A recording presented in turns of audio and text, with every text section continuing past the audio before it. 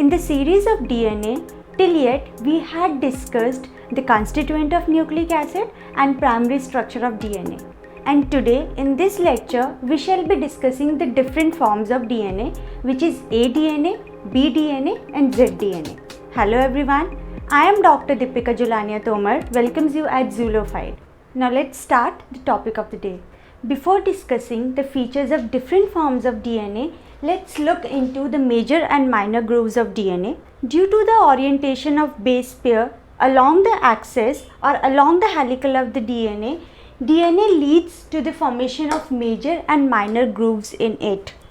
So these grooves are formed due to rotation of base pairs along the helical structure, along helix, or we can say that it is the angle of interaction of base pair in a DNA which leads to the formation of major and minor grooves of DNA.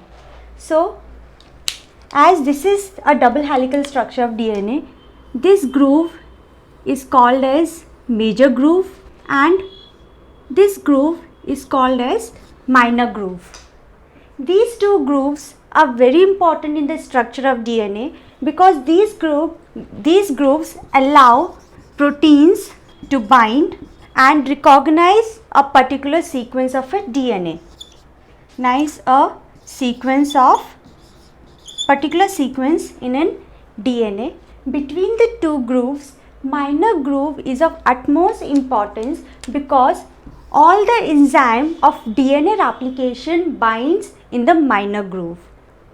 It is a site of binding of enzymes of DNA replication. Now, the major groove is towards the side of nitrogen 7 of purines, whereas minor grooves is towards the side of nitrogen 3 of purines. This is all about major and minor grooves in a DNA. Now, let's discuss the features of different forms of DNA. DNA basically exists in three different forms, which is A form, B form and a Z form. The B form of a DNA is the native form of a DNA or a DNA which was described by Watson and Crick.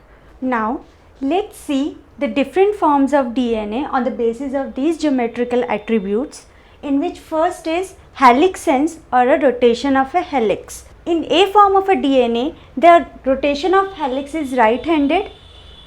B form is also right-handed because it is a Watson and Crick DNA which we had discussed in a previous lecture, whereas Z form of a DNA is rotated left-handedly.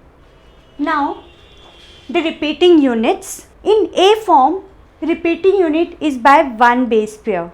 That means if a one pair in a DNA consists of A and T, then the next will be A and T. So the repeating unit is by 1. Same is in the case of B form, whereas in the Z form the repeating unit is of 2 base pair, and this number gives a Z form of a DNA a zigzag appearance. Zigzag appearance of a sugar phosphate backbone. Now the rotation of a base pair, which is twist angle rotation per base pair, in A form it is 33.6 degrees, in B form 34.6 degrees and in Z form 60 degrees by 2. Mean base pair per turn or the number of base pair present in helix, it is in A form it is 10.7 base pair in an average, and normally it consists of 11 base pair per turn. B form consists of 10.4 base pair in an average, and normally 10 base pair were present in a turn, and Z form consists of 12 base pairs. Rising base pair along the axis or the difference between the two base pairs in a turn. In A form it is 2.3 angstrom. In B form it is 3.32 angstrom or 3.4 angstrom. In Z form it is 3.8 angstrom. Now the conformation of the glycosidic bond. The bond which was formed between pentose sugar and a nitrogenous basis or a nucleotide. In A form the conformation of glycosidic bond is anti. In B form it is also anti, and in Z form anti conformation is shown by pyrimidine, whereas purine shows zinc conformation. Now the diameter. Diameter of A form is 23 angstrom, or it can reach to 26 angstrom. 23 angstrom is average, and it can lead from 23 angstrom to 26 angstrom, whereas the diameter of B form is 20 angstrom, a Watson and Crick helical structure. The Z form is narrow as compared to the A and B form. It just has a diameter of 18 angstrom. Now the major and minor grooves. Major groove in A form is narrow and deep, whereas in B form it is wide and deep, and Z form does not have a major groove. It is absent.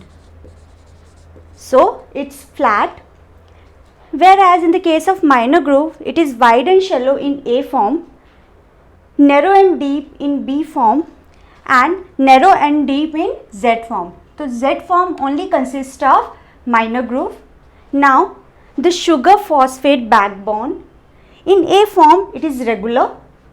B form also consists of a regular sugar phosphate backbone, whereas Z form consists of zigzag form of a backbone. Due to this feature, are two base pair of an repeating units in an helix. So these are the features of different forms of A, B and Z form of a DNA.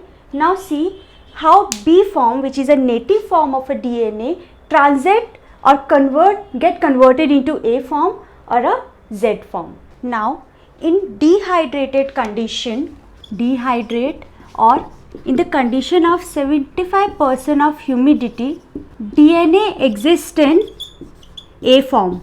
In these two conditions, DNA basically exists in A form, and A form of a DNA is basically a DNA, RNA heteroduplex and RNA double helix. These two exist in A form of a DNA, whereas B form of a DNA gets converted into Z form of a DNA when there is alternate purine and pyrimidine bases in one strand.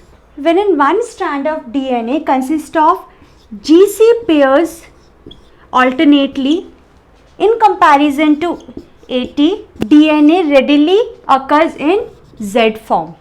This is the transition of B form of a DNA into Z form. Now the Z form of a DNA, we all know that DNA is negatively charged due to the presence of phosphoric acid in it. So ZDNA has a more amount of negative charge in it because it does not have a major groove. More negative charge in comparison to A and B form of a DNA. ZDNA can also be achieved by the alternation of adenine and thymine, but the ZDNA achieved from this alternating sequence require more stabilization energy. Formation of ZDNA conformation is basically unfavorable. So this conformation of a DNA is only achieved in vitro condition. Condition which promote ZDNA from bDNA is first negative supercoiling of DNA or the methylation of cytosine, that is the existence of methyl deoxycytosine and high salt concentration. Now this is all for this lecture. Keep supporting by liking and sharing the videos of Zulafide and also subscribing to the channel. And please do not forget to press the bell icon to receive the latest updates. Thank you.